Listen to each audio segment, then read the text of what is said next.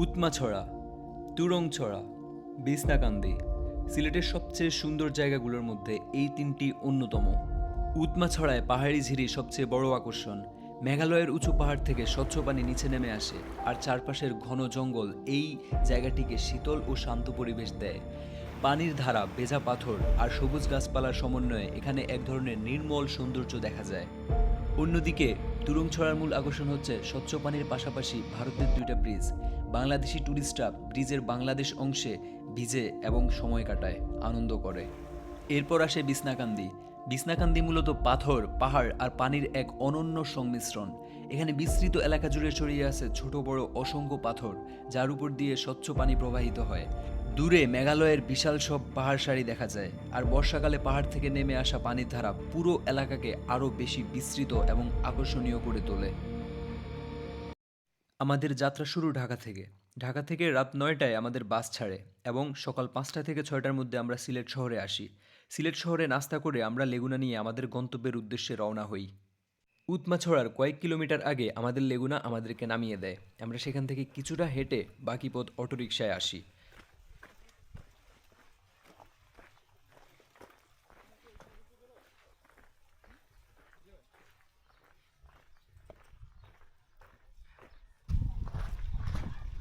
আমরা অটোতে করে চলে আসছি অবশেষে উৎমাছড়ায়। এখান থেকে 500 মিটার হেঁটে যেতে হবে। আমার চারপাশের ভিউ অসাধারণ। আজ সকালে অনেক বৃষ্টি হয়েছিল। এখানে পাহাড়গুলোতেও হালকা মেঘ দেখা যাচ্ছে। আমরা পাহাড় ও ঝিরির সৌন্দর্য দেখতে দেখতে উৎমাছড়ার মেইন ব্রিজটার দিকে এগিয়ে যাচ্ছি।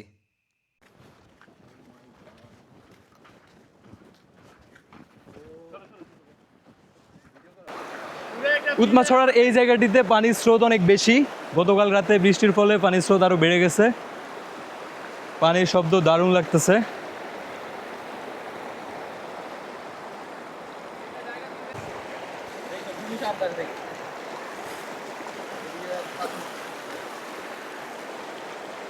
উৎমাছড়ার পানি কতটা স্বচ্ছ আপনাদেরকে একটু দেখাই, একদম ক্রিস্টাল ক্লিয়ার।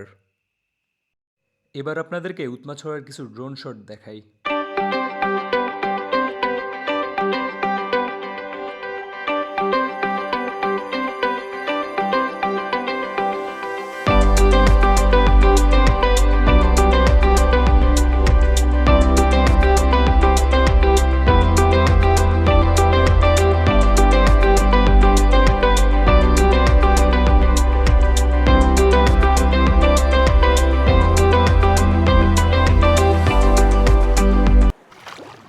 উৎমাছড়া ঘোরা শেষে আমরা এখন তুরংছড়ার দিকে যাচ্ছি। ভারতের মেঘালয়ের কোল ঘেঁষে আমরা একজন একজন করে হেঁটে চলেছি। একটু পর পর পানি, ছোট ছোট ঝিরিপথ থেকে পানি আসতেছে। যা হোক, এই দৃশ্যগুলো অসাধারণ।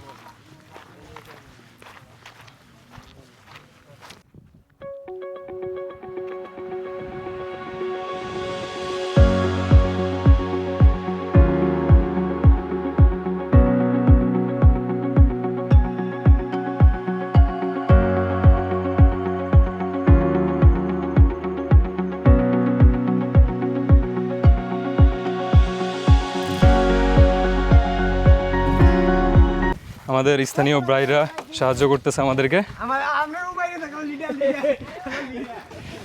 আমরা এদিকে চিনি না, তো ওনারা আমাদেরকে নিয়ে যাচ্ছে।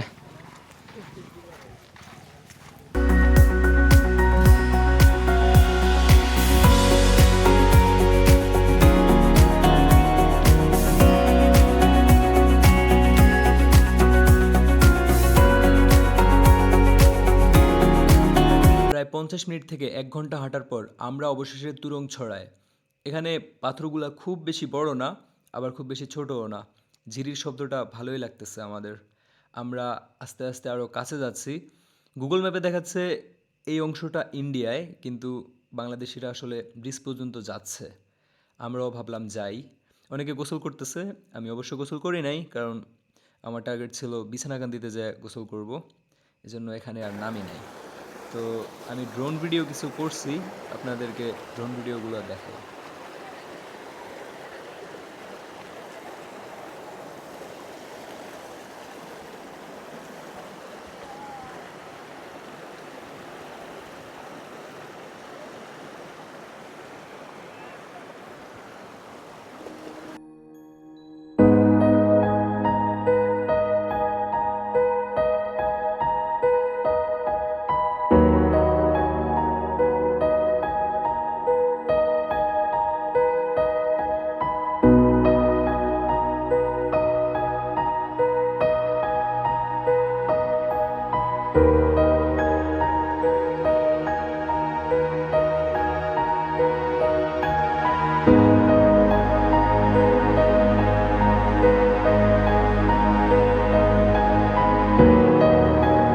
তুরংছড়া ঘোরা শেষ আমাদের।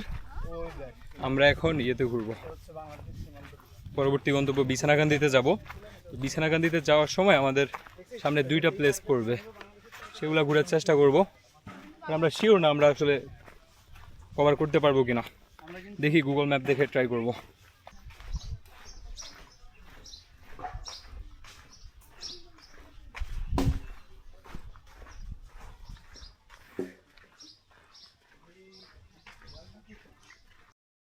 বিছনাকান্দি যাওয়ার পথে ভাবলাম কিছু ড্রোন শট নিই। এখানে বেশ কিছু গ্রাম দেখা যাচ্ছে, যেখান থেকে মেঘালয়ের পাহাড়গুলা দারুণ দেখাচ্ছে।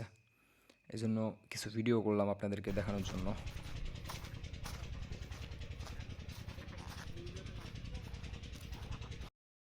আমরা কিছু পথ মাঠের মধ্যে দিয়ে হেঁটে এসেছি, কিছু পথ মাটির রাস্তা দিয়ে হেঁটে এসেছি, এরপর কিছু পথ আমরা পাকা রাস্তা দিয়ে যাচ্ছি। এভাবে 1.5-2 ঘন্টা হাঁটার পর আমরা অবশেষে বিছনাকান্দির খুব কাছে চলে এসেছি।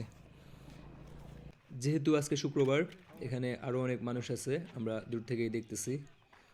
আর কিছুক্ষণের মধ্যেই আমরা বিছনাকান্দির মেইন স্পটে চলে আসব।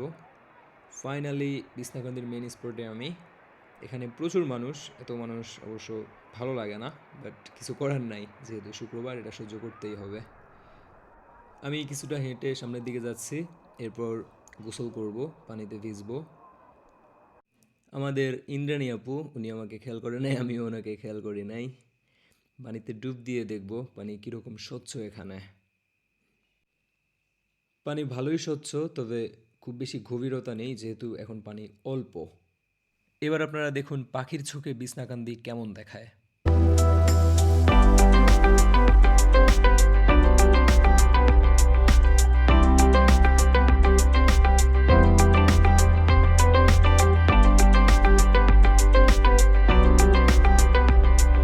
তো আজ এ পর্যন্তই। ভিডিওটি কেমন লাগলো অবশ্যই কমেন্টে জানাবেন।